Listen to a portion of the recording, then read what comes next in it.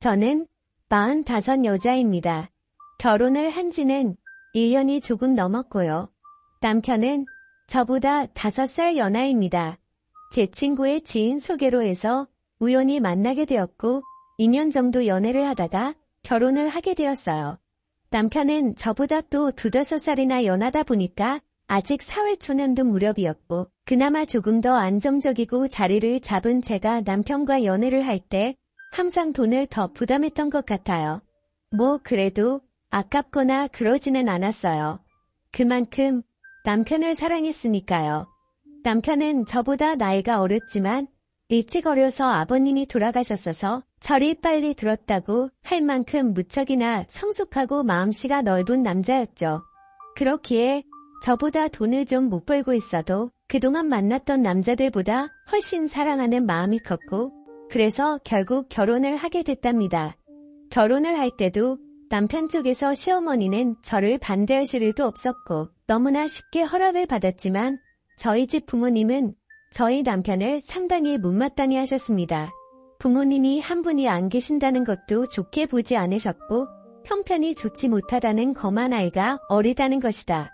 그리고 남편이 직장을 다니지만 그렇게 자랑할 만한 직장은 아니고 어떻게 보면 변변찮은 직장이었기에 저희 부모님은 정말 많은 반대를 하셨죠. 하지만 자식 이기는 부모 없다고 하죠. 저희 부모님도 결국에는 제 뜻을 따라주셨고 결국 결혼을 하게 됐답니다.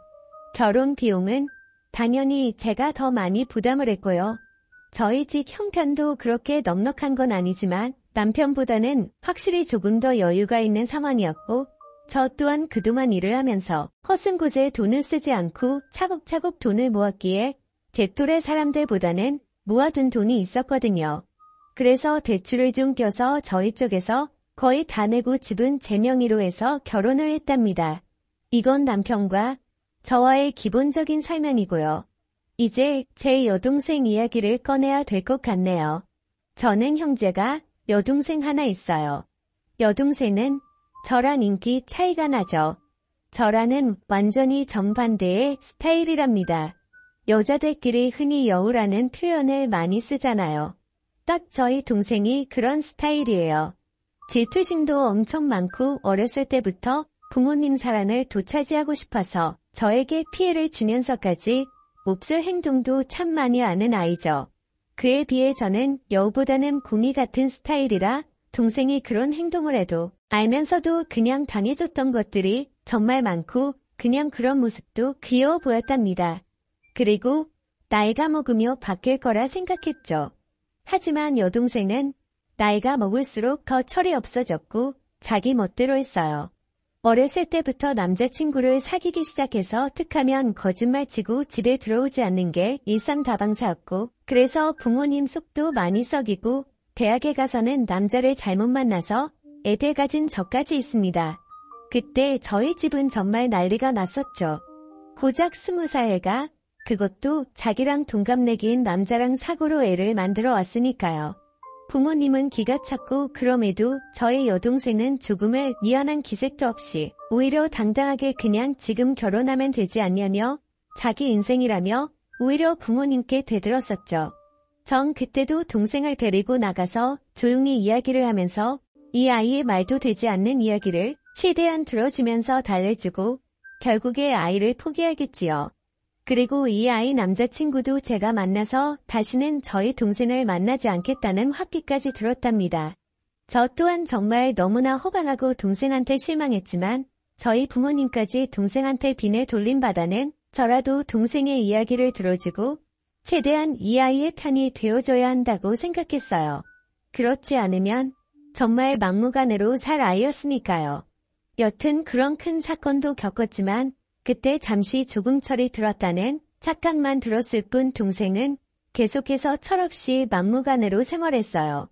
성적도 좋지 않아서 지방에 있는 전문대를 들어갔었는데 거기서도 감신이 졸업을 하고 나와서 거의 1년 가까이는 부모님에게 용돈을 받으며 매일 술을 마시고 남자를 만나며 살다가 돈이 부족하면 저에게도 항상 용돈을 달라고 조르고 결국 제가 동생 손을 부여잡고 동생에게 진지하게 말을 한 후에야 직장에 들어갔습니다. 사무직 일을 하는 직장이 아니고 그냥 내장 관리 쪽에서 직원으로 들어갔죠.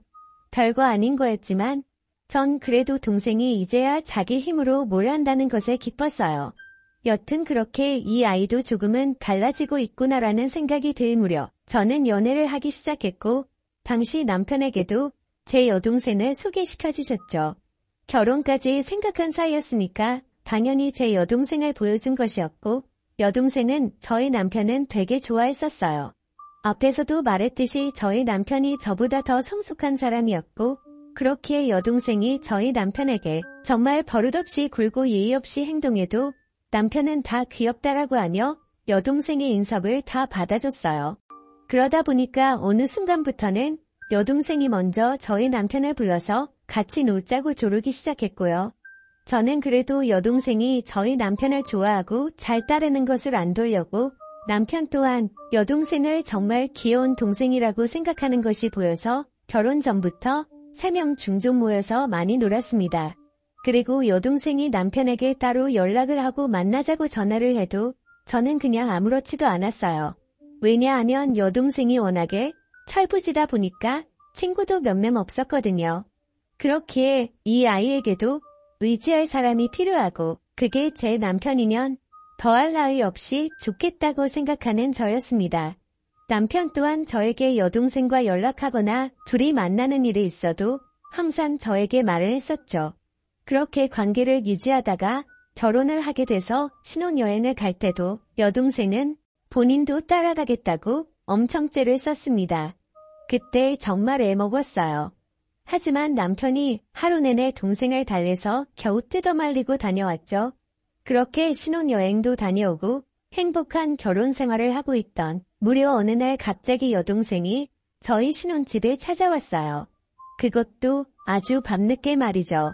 저와 남편은 깜짝 놀라서 무슨 일이냐고 물었지만 대답을 하지 않더라고요. 그래서 바로 저희 부모님께 전화를 걸었더니 여동생이 너무 자진 예방을 해서 뭐라 한마디 했더니 집을 나가버렸다고 하더라고요. 저는 여동생에게 어서 집으로 들어가서 부모님께 죄송하다 말씀드리라고 했지만 저희 남편은 저와는 정반대로 동생을 가득히 대접하며 달래줬어요.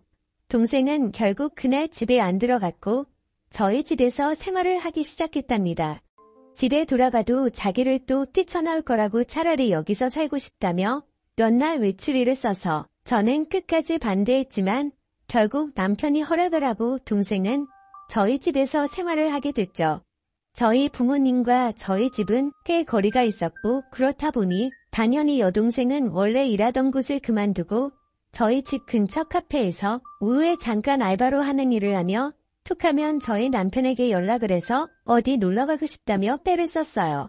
그리고 저와 남편이 퇴근을 하고 들어와서 3명 집에 있을 때도 동생은 항상 남편 옆에 붙어있고 저는 집안일을 하거나 떨어져 있었어요. 더 정확히 이야기하면 여동생이 저를 질투하듯이 남편에게 먼저 가서 아연에 떨고 항상 남편을 졸졸 쫓아다녔죠. 이런 여동생의 모습에 화가 나기도 해서 남편에게 가끔씩 투정을 부린 적도 있지만 남편은 제 여동생이 어렸을 때 그런 큰일도 겪었다는 걸 안타깝게 생각한다면서 저의 투정보다는 항상 여동생을 더 먼저 신경 쓰기 시작했죠. 그리고 저도 여동생을 견제한다는 게 뭔가 말이 안 되고 제 스스로 웃기기도 해서 그냥 신경을 쓰지 않으려고 노력했답니다. 그러던 중에 제가 잠깐 3박 4일로 출장을 가야 될 일이 생겼어요. 그런데 뭔가 단둘이 집에 남겨두기에는 조금 그랬기에 여동생에게 그냥 이제 집에 돌아가라고 이야기를 했지만 당연히 제 말을 듣지는 않았고 남편도 그 주에 이미 바빠서 집에 늦게 들어올 것 같으니까 저보고 그냥 안심하고 다녀오라는 말을 했죠. 저는 그래서 한편의 불안감을 남겨둔 채 출장을 가게 됐습니다. 출장을 가면서도 계속 남편과 연락을 하면서 갔고 거기서 일을 보는 도중에도 틈틈이 연락을 했어요. 그러다 거기 일정이 예전보다 하루 일찍 마치게 되었고 그냥 거기서 하루 쉬고 올 수 있었지만 저는 바로 그날 출발해서 집에는 새벽에 도착을 하게 되었죠. 그렇게 집 비밀번호를 열고 들어가는데 우선 눈에 보이는 거실에는 안주거리라고 보이는 여러 음식과 함께 술이 있었고 저는 바로 동생 방에 가고 왔지만 동생 없기에 불안한 마음으로 문이 닫혀있는 저와 남편의 침실에 있는 방에 문을 열었더니 남편과 동생이 한 침대에 누워있더라고요. 저는 그 순간 정신이 멍했습니다. 아니, 그 상태로 몇 초 정도를 아무 말도 못하고 있었던 것 같아요. 그 후에 일어나고 나서야 정신이 번쩍 들었고 소리를 질렀죠. 그때 남편과 여동생은 깜짝 놀라 채로 일어나더라고요. 둘이 변명하기도 전에 당황해하는데 그냥 딱 불륜 현장이 들켜서 행동하는 남자와 여자 같더라고요. 저는 그 꼴을 도저히 볼 수가 없어서 집에서 나갔고 그날 제 차 안에서 밤을 새고 그 다음날 집으로 들어갔습니다. 남편과 여동생은 일을 나간 상태였고 집에는 아무도 없었죠. 먹은 것도 깨끗이 치워놨더라고요. 여동생과 남편에게는 계속해서 연락이 왔지만 그 연락은 무시하고 남편에겐 집 비밀번호 바꿔놨으니까 들어올 생각 말고 이용할 생각하고 있으라는 내용으로 카톡을 보내놓았고 동생에게 또 이 사실을 부모님께 다 말씀드릴 거니까 그 남자를 지지든 볶든 살림을 차리든 내 마음대로 하라고 카톡을 보내왔습니다. 당연히 집 비밀번호는 바꿔놨고요. 그날 결국 남편과 여동생은 채집에 들어올 수가 없었습니다. 제 여동생은 본가를 돌아갔지만 제가 이미 이런 사실을 저희 부모님께 말씀드려놨기에 본가에서도 쫓겨났고요. 남편은 계속해서 우회라며 연락이 오고 있는 상태이지만 저는 이혼 소송을 준비 중이랍니다. 여동생과는 가족의 연을 끊을 것이고요. 저한테 이런 일이 벌어졌다는 게 아직도 안 믿기네요. 지금까지 제 사연을 들어주셔서 감사합니다.